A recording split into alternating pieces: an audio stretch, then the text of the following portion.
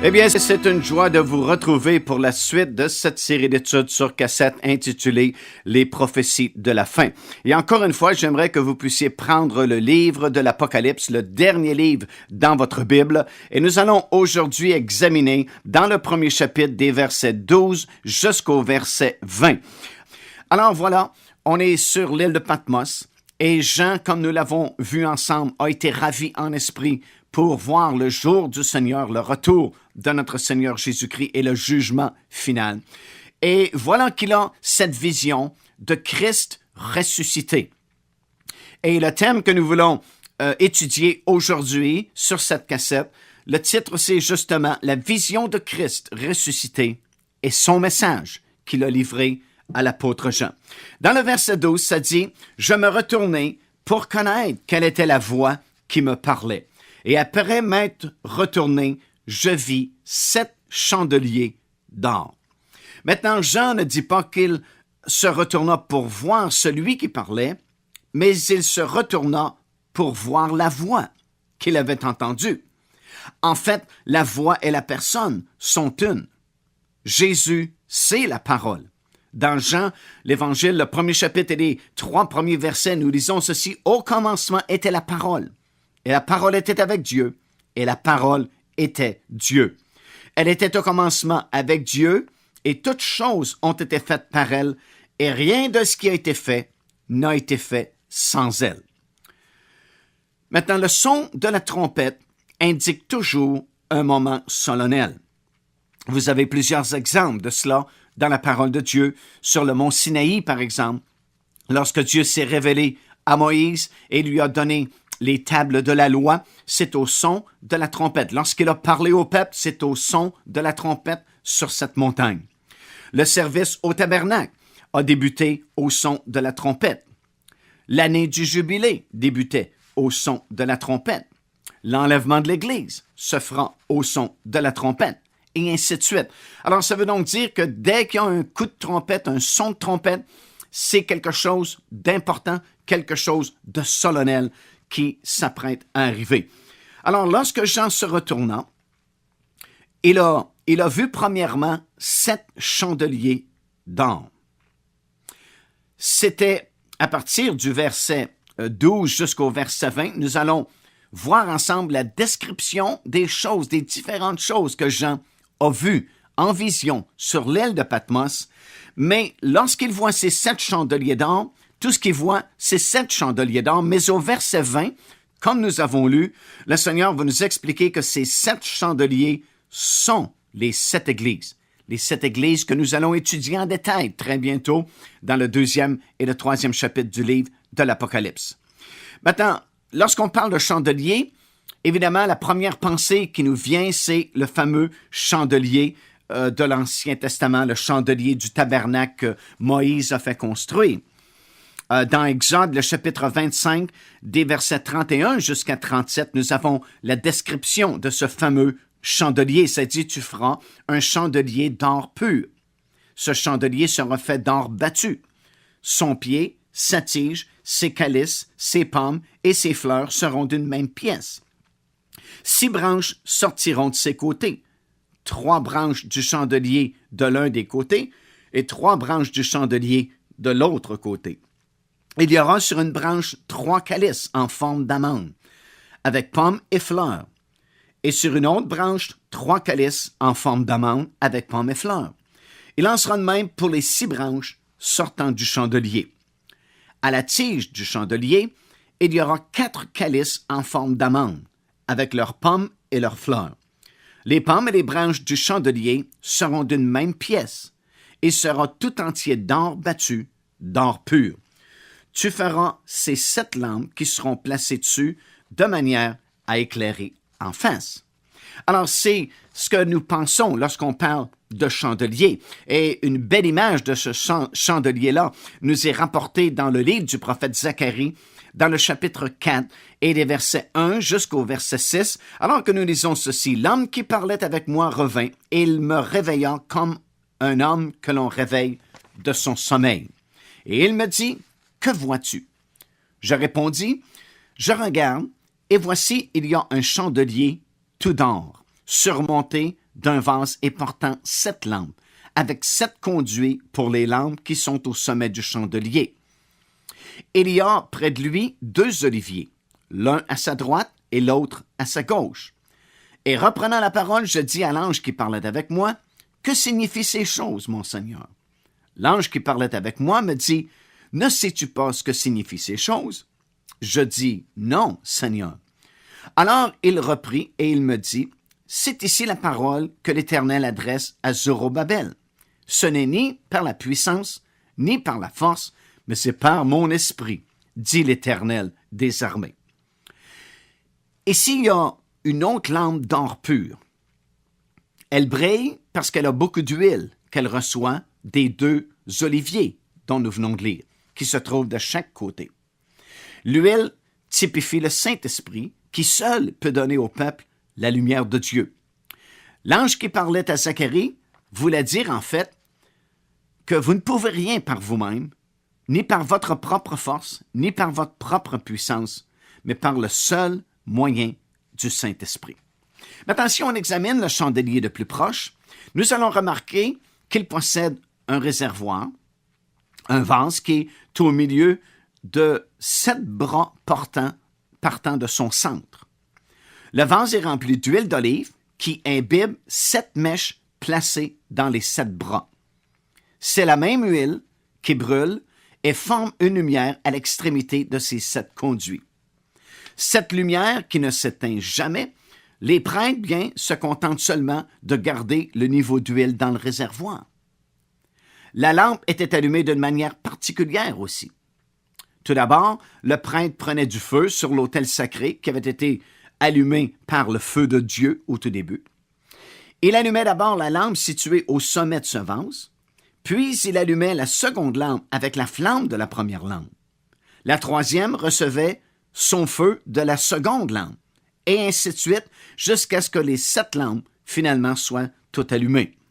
Ce feu saint qui venait de l'autel et qui passait de lampe en lampe est un type extraordinaire du Saint-Esprit dans les 7 églises de l'Apocalypse et les 7 anges différents de l'Église. Comme on a expliqué, ces 7 églises, comme nous allons le voir en détail un petit peu plus tard, non seulement étaient 7 églises locales, contemporaines du temps de Jean, mais de façon prophétique, ces 7 églises représentent 7 anges ou 7 périodes de toute l'histoire terrestre de l'Église du Seigneur Jésus-Christ.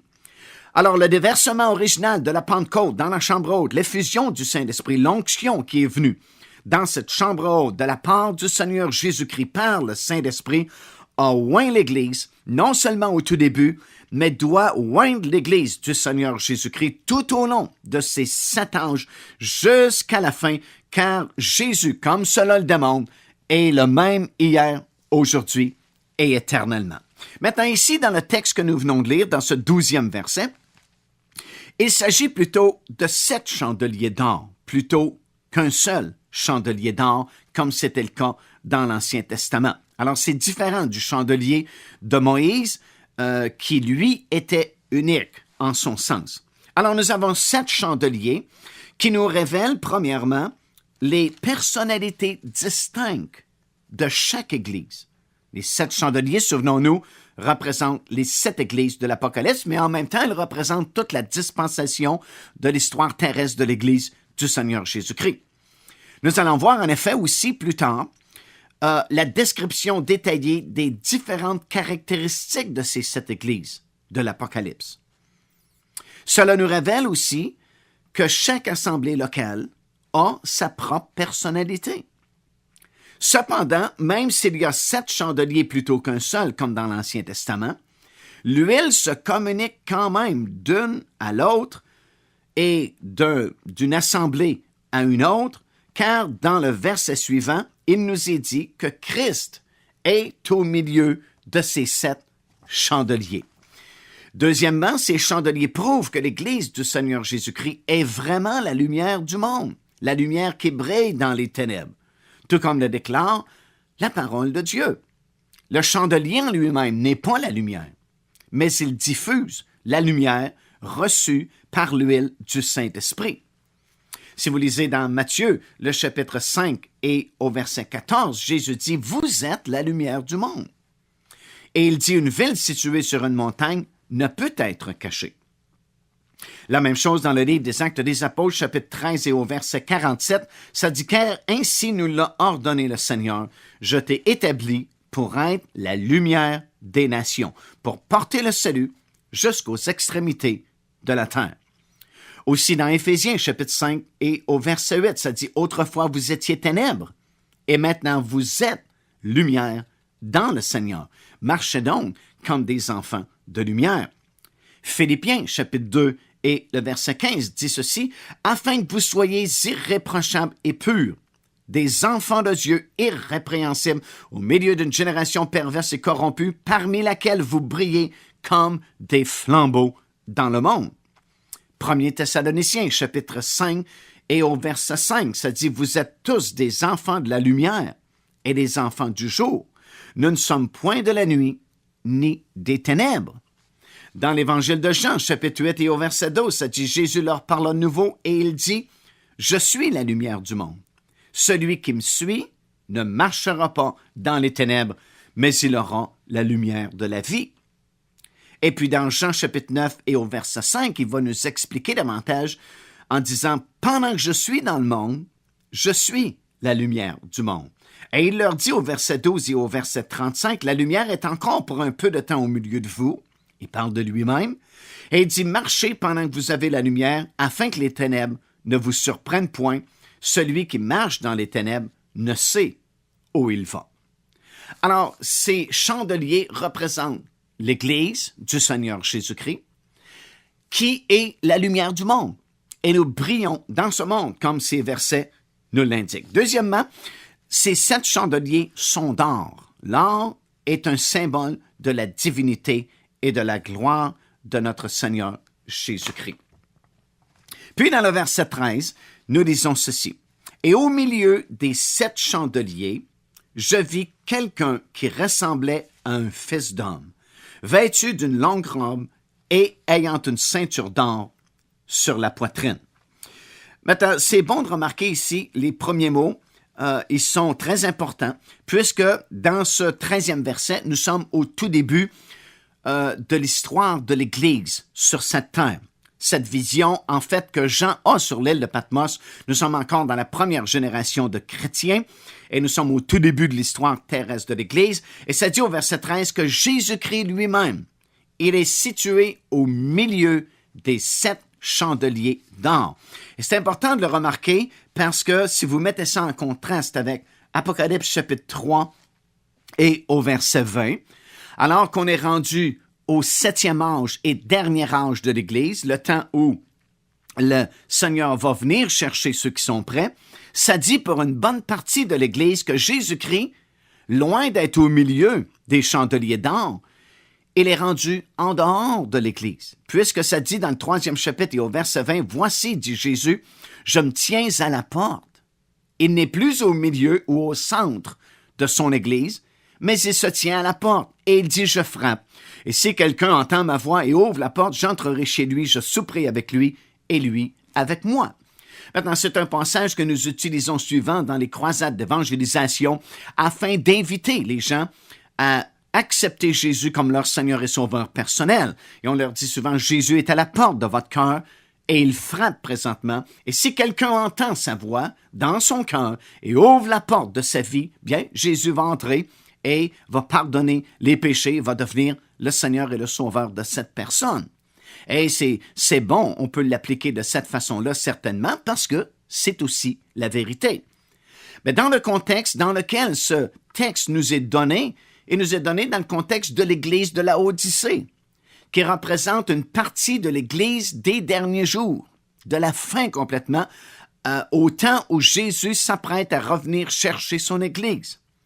Et comme je viens de mentionner, loin d'être au milieu des 7 chandeliers d'or, comme il était au tout début dans la première génération de chrétiens, bien pour une bonne partie de ceux qui s'appellent chrétiens, qui semblent faire partie de la véritable Église du Seigneur Jésus-Christ, bien il n'est plus au milieu d'eux, il est même dehors et il frappe à la porte de cette Église, frappe à la porte du cœur de ces soi-disant chrétiens et demande l'invitation, demande à entrer, afin qu'il puisse manger avec eux, afin qu'il puisse souper avec eux et eux avec lui.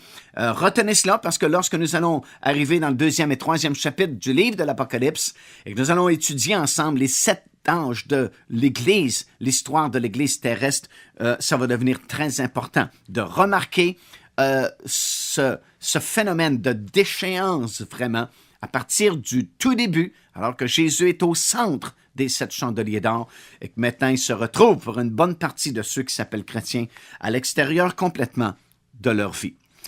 Ensuite, ça dit, au milieu de ces 7 chandeliers, je vis quelqu'un qui ressemblait à un fils d'homme. Maintenant, il y a 2 mentions qui sont faites au sujet du Seigneur Jésus-Christ. Premièrement, il est appelé Fils de Dieu dans la parole du Seigneur. Et deuxièmement, il est appelé aussi Fils de l'homme. Maintenant, Jésus-Christ, à titre de Fils de Dieu, est celui par lequel nous pouvons croire et par lequel nous pouvons obtenir la vie éternelle. Parce qu'il est Fils de Dieu, on peut obtenir la vie éternelle. À titre de Fils de l'homme, Jésus-Christ va apporter le jugement. Nous lisons, par exemple, dans l'Évangile de Jean, le 5e chapitre et les versets 25 jusqu'à 27, ces paroles ici, ça dit « En vérité, je vous le dis, l'heure vient, et elle est déjà venue, où les morts entendront la voix du Fils de Dieu. » Remarquez, le Fils de Dieu. « Et ceux qui l'auront entendu vivront. Car comme le Père a la vie en lui-même, ainsi il a donné au Fils d'avoir la vie en lui-même. Et il a donné le pouvoir de juger parce qu'il est Fils de l'homme. » Alors, vous avez les 2 titres ici. Premièrement, il dit, parce qu'il est Fils de Dieu, nous pouvons avoir la vie éternelle, mais parce qu'il est Fils de l'homme, il a le pouvoir de juger, comme il s'apprête à faire, effectivement, dans ce texte-là du livre de l'Apocalypse. Alors, on a dit que Jean a vu au milieu des 7 chandeliers quelqu'un qui ressemblait à un fils d'homme. Ça veut dire que le jugement n'est pas loin. Voilà le titre, le Fils de l'homme qui vient pour juger. Ensuite, ça dit qu'il est vêtu d'une longue robe et ayant une ceinture d'or sur sa poitrine. Maintenant, la robe qu'il portait, non seulement c'est une longue robe, mais le texte original dit ceci, il portait une robe qui lui descendait jusqu'aux pieds. Certaines versions françaises aussi ont traduit fidèlement le texte grec de cette façon, il portait une robe qui lui descendait jusqu'aux pieds. La Bible anglaise, la version anglaise également, traduit fidèlement le texte grec. Et si vous avez un petit Nouveau Testament grec, eh bien, vous pouvez le vérifier pour vous-même. Et je vous encourage à vous en procurer un.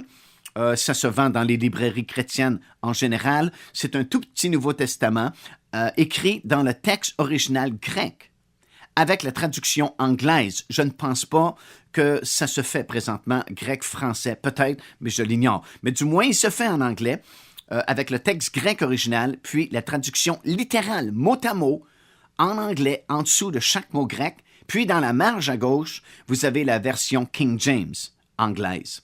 Alors, c'est très précieux comme outil de travail parce que vous pouvez aller vérifier le texte original tel qu'il est écrit.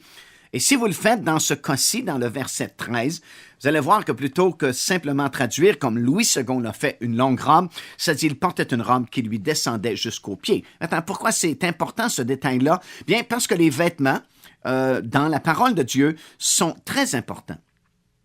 Il indique en effet le caractère et la position de la personne qui les porte. On parle de Joseph avec sa tunique de toutes sortes de couleurs, bien il y a une signification, et ainsi de suite. Par exemple, il y a une différence entre les enfants de Dieu qui vont vivre avec le Seigneur Jésus-Christ dans cette éternité. Ils ne sont pas habillés de la même façon. Il y aura une différence. Vous savez d'ailleurs qu'il y a une différence de rang ou de degré de règne dans le monde à venir. Dans l'au-delà, que ce soit au ciel présentement avec le Seigneur Jésus-Christ, ou que ce soit en enfer, malheureusement, si vous avez rejeté le plan du salut, rejeté le Seigneur Jésus-Christ comme votre Seigneur et Sauveur personnel, bien, en enfer, il y a des degrés de punition. Tous ne seront pas punis au même degré. Jésus lui-même dit le serviteur qui aurait connu la volonté de son maître et qui ne l'a pas fait, va être puni d'un plus grand nombre de coups que celui qui ignorait la volonté de son maître. Alors, il y a des degrés de punition, il y a des degrés d'intensité de souffrance dans le séjour des morts, dans l'enfer et éventuellement dans le lac de feu. Et c'est la même chose concernant la vie éternelle, concernant le règne avec Christ. Il y a des degrés d'intensité de gloire, par exemple. On va bien sûr en parler plus en détail plus tard, mais Paul nous explique dans la première épître aux Corinthiens, dans le 15e chapitre, que nous ne brillerons pas tous de la même gloire. Il dit, nous allons ressusciter, certainement tous nous allons ressusciter, mais pas avec le même éclat, pas avec la même gloire. Il dit, autre est l'éclat du soleil, autre est l'éclat de la lune et des étoiles.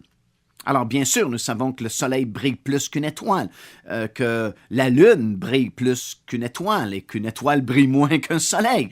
Et ce que Paul veut nous dire, c'est que, dépendant de la fidélité que nous aurons eue à servir le Seigneur et à accomplir sa volonté pour nous dans notre vie, bien, on va recevoir plus ou moins de gloire de l'autre côté. Et certains parmi nous, nous allons briller comme le soleil. D'autres vont briller comme la lune, d'autres vont briller comme des étoiles seulement. Il y a des degrés de récompense également. Il y en a qui auront plus de récompense, d'autres moins de récompense. Certaines personnes même n'auront aucune récompense. Les couronnes sont différentes. L'administration qui va nous être confiée sera différente également. L'administration sera différente. En fait, il y a tout un monde nouveau qui s'en vient que nous allons étudier en détail lorsque nous serons rendus à ce moment-là dans notre série d'études, parce qu'il y a des centaines de versets dans l'Ancien Testament qui nous décrivent en détail, par exemple, à quoi va ressembler le règne de 1000 ans et comment nous allons administrer avec le Seigneur Jésus-Christ les choses durant ce millénium. Alors, ce que je suis en train de dire, c'est qu'il y a des différents rangs ou degrés de règne dans le monde à venir et nous allons même voir dans le livre de l'Apocalypse qu'il y a des saints qui vont servir et d'autres qui vont régner. Si vous tournez avec moi dans le livre de l'Apocalypse, dans le 7e chapitre et au verset 15, nous lisons ceci. « C'est pour cela qu'ils sont devant le trône de Dieu et le servent jour et nuit dans son temple. » Alors voilà plusieurs enfants de Dieu qui sont sauvés, mais qui ne font pas partie de l'épouse de Christ, ça aussi on va l'expliquer plus tard, et qui sont là devant le trône, et ça dit « ils servent jour et nuit dans son temple ». Par contre, si vous allez à la fin du livre, dans le 22e chapitre, et vous lisez au 5e verset, ça parle d'une autre catégorie d'enfants de Dieu qui est mentionnée ici. Alors que nous lisons, il n'y aura plus de nuit, ils n'auront besoin ni de lampe ni de lumière parce que le Seigneur Dieu les éclairera et ils régneront au siècle des siècles.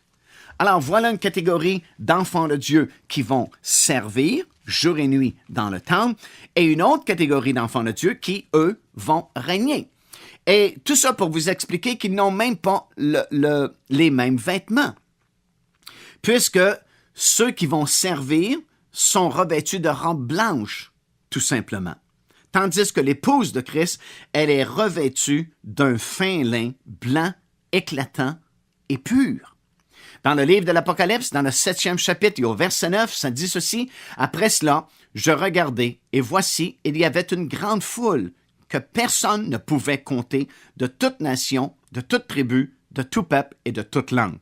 Ils se tenaient devant le trône et devant l'agneau, revêtus de robes blanches et des palmes dans leurs mains. » Alors, voilà un vêtement bien simple. Ils sont vêtus, tout simplement, d'une robe blanche.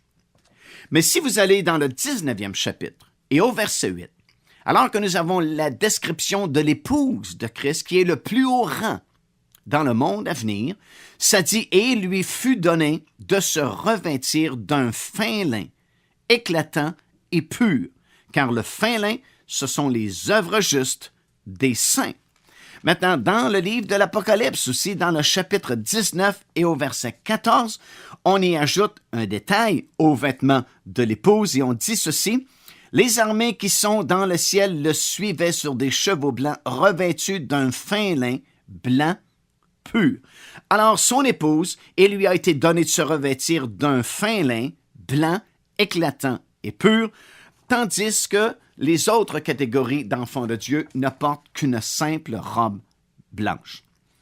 Alors, tout ça pour expliquer que la longue robe de Jésus-Christ qui lui descend jusqu'aux pieds est un vêtement vraiment spécial. Et en fait, il est symbole de son ministère à titre de prophète, à titre de sacrificateur et à titre de roi. Parce que Jésus-Christ, il est prophète, il est sacrificateur et il est roi en même temps. À titre de prophète, il nous proclame la parole de Dieu. À titre de sacrificateur, il nous donne accès dans la présence de Dieu et il nous y rend acceptables. Et à titre de roi, il règne dans nos vies ainsi que sur tout l'univers. Maintenant, ces différentes robes de prophète, de sacrificateur, de roi, comme le Seigneur Jésus-Christ porte dans cette vision Christ ressuscité sur l'île de Patmos, nous sont décrites dans la parole de Dieu par différents versets. Par exemple, dans le livre d'Exode, dans le 28e chapitre et au verset 4, nous lisons ces versets. « Voici les vêtements qu'ils feront, parlant des sacrificateurs. Un pectoral, un éphod, une robe, une tunique brodée, une tiare et une ceinture. Ils feront des vêtements sacrés à Aaron, ton frère, et à tes fils, afin qu'ils exercent mon ministère. » Dans le livre du Lévitique également, dans le chapitre 16 et au verset 4, il est écrit « Il se revêtira de la tunique sacrée de lin et portera sur son corps des caleçons de lin, et il se ceindra d'une ceinture de lin, et il se couvrira la tête d'une tiare de lin. Ce sont les vêtements sacrés dont il se revêtira après avoir lavé son corps dans l'eau. » Dans 1 Samuel également, chapitre 24, verset 5 et le verset 12, nous lisons ceci. Les gens de David lui dirent, « Voici le jour où l'Éternel te dit, je livre ton ennemi entre tes mains. Traite-le comme bon il te semble. » David se leva et coupa doucement le pan du manteau de Saül. « Vois, mon père, dit-il, vois donc le pan de ton manteau dans ta main, puisque j'ai coupé le pan de ton manteau et que je ne t'ai pas tué. Sache et reconnais qu'il n'y a dans ma conduite ni méchanceté ni révolte et que je n'ai point péché contre toi. Et toi, tu me dresses des embûches pour m'ôter la vie. » C'est un passage bien connu et qui parle du vêtement que le roi portait, une longue robe avec un pan que David a coupé. Bien, le Seigneur porte cette grande robe qui lui traîne jusqu'à ses pieds parce que, comme on vient de mentionner, il est notre prophète, il est notre sacrificateur et il est notre roi. Mais remarquez un petit détail. Jean a vu qu'il portait la ceinture à sa poitrine, une ceinture d'or. L'or est toujours un symbole de la royauté. Et ici, le Seigneur porte la ceinture d'or sur la poitrine plutôt qu'à la taille, comme devait la porter le sacrificateur. Pourquoi pas à la taille? Parce que maintenant, il est dans son ministère de juge. À ce moment-ci, alors que Jésus-Christ apparaît à Jean sur l'île de Patmos, il n'est plus dans son ministère de sacrificateur, il n'est plus dans son ministère de rédempteur, il n'est plus le sauveur du monde, mais il est le juge qui revient pour juger. Jean l'a vu en fait se tenant non en sacrificateur, mais comme le juge qui arrive bientôt. La ceinture d'or n'est pas à la hauteur de la taille, là où le sacrificateur doit la porter quand il accomplit son ministère, à l'intérieur du lieu saint, mais la ceinture est maintenant sur sa poitrine, sous ses bras, car il ne s'agit plus du sacrificateur, mais du juge. Dans Jean chapitre 5, verset 22, ça dit « Le Père ne juge personne, mais il a remis tout jugement au Fils. Son ministère de sacrificateur est terminé, les jours de la prophétie sont accomplis, il se tient devant nous maintenant comme un juge. » Maintenant, à compter du verset suivant, à compter du verset 14, nous allons avoir une description détaillée de Christ ressuscité et qui apparaît à Jean sur l'île de Patmos. Ça dit, sa tête et ses cheveux étaient blancs comme de la laine blanche, comme de la neige. Ses yeux étaient comme une flamme de feu. Ses pieds étaient comme de l'airain ardent, comme s'il eût été embrasé dans une fournaise. Et sa voix comme le bruit de grandes eaux. Il avait dans sa main droite 7 étoiles. Et de sa bouche sortait une épée aiguë à 2 tranchants, et son visage était comme le soleil lorsqu'il brille dans sa force. Wow, ça devait vraiment émouvoir et inspirer l'apôtre Jean sur l'île de Patmos. Cette vision de Jésus qui apparaît à Jean en exil à cause du témoignage qu'il a rendu au Seigneur Jésus-Christ. Et voici maintenant la parole est devenue vivante. La parole vivante se trouve maintenant debout devant lui. Quelle vision extraordinaire, révélatrice, car chacun de ces attributs décrits a sa propre signification. Quel être absolument glorieux et extraordinaire. En fait, la vision que Jean a eue sur l'île de Patmos rappelle celle de Daniel, le prophète Daniel dans l'Ancien Testament. La description, en fait, est la même. Écoutez bien ce que Daniel, le prophète, nous a raconté dans le 7e chapitre de son livre, des versets 9 jusqu'à 14. Il dit « Je regardais pendant que l'on plaçait des trônes, et l'Ancien des jours s'assit. Son vêtement était blanc comme de la laine, et les cheveux de sa tête étaient comme de la laine pure. Son trône était comme des flammes de feu, et les roues comme un feu ardent. Un fleuve de feu coulait et sortait de devant lui. 1000 milliers le servaient, et 10 000 millions se tenaient en sa présence. Ça fait du monde, ça. Les juges s'assirent, et les livres furent ouverts. Je regardai alors, à cause des paroles arrogantes que prononçait la corne, et tandis que je regardais, l'animal fut tué, et son corps fut anéanti, livré au feu, pour être brûlé. Les 4 animaux furent dépouillés de leur puissance, mais une prolongation de vie leur fut accordée jusqu'à un certain temps. Bien, on va voir tout ça en détail aussi un petit peu plus tard lorsque nous allons parler de l'Antéchrist, des différents empires mondiaux qui se sont succédés jusqu'à la restauration de l'ancien empire romain que nous voyons surgir aujourd'hui dans cette génération qui est la nôtre. Et ça va être extrêmement intéressant d'étudier en détail toutes ces choses d'ici quelque temps. Au verset 13, ça dit « Je regardais pendant mes visions nocturnes, et voici sur les nuées des cieux, arriva quelqu'un semblable à un fils d'homme. » Alors, c'est la même terminologie que Jean sur l'île de Patmos. Quelqu'un semblable à un fils d'homme.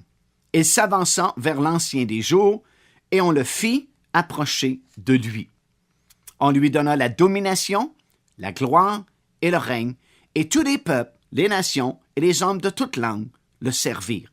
Sa domination est une domination éternelle qui ne passera point, et son règne ne sera jamais détruit. Alors, est-ce que vous voyez la similitude entre la vision de Jean sur l'île de Patmos et la vision que Dieu avait déjà donnée au prophète Daniel dans l'Ancien Testament? Et encore une fois, nous remarquons que ces 2 livres s'harmonisent parfaitement, le livre de l'Apocalypse et le livre de Daniel. Et tout au long de cette série d'études, les prophéties de la fin, nous allons continuellement nous référer à ces 2 livres-là. Et vous allez constater par vous-même comment il y a des détails supplémentaires qui nous sont fournis quelquefois dans le livre de Daniel qui ne sont pas dans le livre de l'Apocalypse, et quelquefois à l'inverse, des détails qui sont là dans le livre de l'Apocalypse et qui n'étaient pas révélés dans le livre de Daniel. On va parler des années de tribulation. Daniel sera très précis et va nous donner ça en jours. Il va même nous expliquer le nombre de jours que ça va prendre pour la bataille d'Armageddon, l'excédent des 7 années de tribulation. Et vous allez voir comment ces 2 livres, comme j'ai mentionné, s'harmonisent parfaitement. Alors ici, nous avons la description de ce Fils de l'homme qui apparaît à Jean sur l'île de Patmos, et 8 aspects différents sont représentés dans cette vision. Premièrement, sa poitrine ceinturée d'or. Deuxièmement, sa tête et ses cheveux blancs comme de la laine, comme de la neige. Troisièmement, ses yeux qui sont comme une flamme de feu. Quatrièmement, ses pieds qui sont semblables à de l'airain ardent, comme s'il eût été embrasé par une fournaise. Cinquièmement, sa voix qui est comme le bruit de grandes eaux. Sixièmement, sa main droite qui tient les 7 étoiles. Septièmement, sa bouche qui contient une épée aiguë à 2 tranchants. Et huitièmement, son visage qui est resplendissant comme le soleil dans toute sa force. Wow, quel personnage! Paul dit ceci dans 2 Corinthiens, le 5e chapitre et au verset 16. Il dit « Ainsi, dès maintenant, nous ne connaissons personne selon la chair. Et si nous avons connu Christ selon la chair, maintenant, nous ne le connaissons plus de cette manière. » Et c'est ce qui arrive à Jean ici. Jean est un de ces privilégiés qui a connu Jésus-Christ selon la chair. Parce qu'il était vivant, évidemment, lorsque Jésus-Christ s'est incarné, lorsqu'il est venu dans ce monde, lorsqu'il a fait son ministère, l'apôtre Jean a été avec le Seigneur Jésus-Christ et il l'a connu selon la chair. Mais Paul dit ceci, si nous avons connu Christ selon la chair, maintenant, nous ne le connaissons plus de cette manière. Pourquoi? Bien, évidemment, parce qu'il est ressuscité d'entre les morts. Il a revêtu la gloire céleste. Il avait dit dans Jean chapitre 17, « Père, redonne-moi la gloire que tu m'avais donnée au tout début. » Alors, il a cette gloire éternelle, son corps est ressuscité, et on ne peut plus connaître Jésus-Christ selon la chair, comme les premiers apôtres, les premiers disciples l'ont connu. Alors, premièrement, on l'a étudié, sur sa poitrine, c'était une ceinture d'or plutôt qu'à la taille, et on sait la raison. Deuxièmement, ça dit sa tête et ses cheveux étaient blancs comme la neige, blancs comme de la laine blanche, blancs comme de la neige. Jean a d'abord remarqué, et il mentionne aussi la blancheur de ses cheveux. Ils étaient blancs et brillants comme de la neige. Et c'est pas, évidemment, à cause de son âge, pas du tout, parce que la blancheur ne signifie pas la vieillesse, mais plutôt l'expérience, la maturité et la sagesse. Parce qu'en fait, l'Éternel n'a pas d'âge. Il est éternel, n'a ni commencement ni fin. Le temps pour Dieu n'existe pas comme nous le comprenons, nous. Le temps ne signifie rien pour Dieu. Mais la sagesse signifie beaucoup. Alors voilà, il est comme un juge, il apparaît comme le juge de toute la terre, il est couronné de sagesse, et voilà ce que signifie cette chevelure blanche et brillante, tout comme Daniel l'a vu et nous l'a dépeint dans le 7e chapitre des versets 9 jusqu'à 14, comme nous venons de lire. Daniel le vit avec ses cheveux blancs également. C'est le juge qui ouvre les livres et qui juge d'après le contenu de ces livres. Daniel le vit venir sur les nuées, et c'est exactement aussi ce que Jean a vu. Et tous deux ont vu exactement la même chose. Ils ont vu un juge, se tenant là, pur, saint, plein de sagesse, pleinement qualifié pour juger le monde selon sa justice. En réalité, même le monde comprend ces symboles, car dans les temps anciens, même encore aujourd'hui, dans certains endroits, les juges qui se présentent à la cour de justice viennent avec une perruque blanche, revêtue d'une longue robe, qui signifie sa grande et complète autorité des pieds jusqu'à la tête, par exemple, et atteste aussi sa qualification pour rendre justice, voulant dire bien, il y a de la sagesse ici à cause de cette perruque de cheveux blancs. Troisièmement, troisième attribut, ses yeux étaient comme une flamme de feu. Maintenant, pensez-y quelques instants. Ce sont des yeux qui avaient autrefois été remplis de larmes, de tristesse, de compassion pour ceux qui étaient souffrants, ceux qui étaient malades. Ces yeux qui avaient pleuré de compassion au tombeau de Lazare. Ces yeux qui avaient vu tant de choses et qui avaient refusé de voir le mal en ses propres meurtriers lorsqu'il était suspendu à la croix de Golgotha et qui même priait, « Père, pardonne-leur, car ils ne savent ce qu'ils font. » Ces yeux sont maintenant des flammes de feu. Ce sont les yeux du juge qui va rendre à chacun selon son œuvre et va rétribuer ceux qui l'ont rejeté. Wow, quelle différence avec l'homme de Galilée, avec le regard d'amour, de tendresse et de compassion qui le caractérisait. Maintenant, ses yeux sont comme une flamme de feu parce qu'il est maintenant le juge de toute la terre.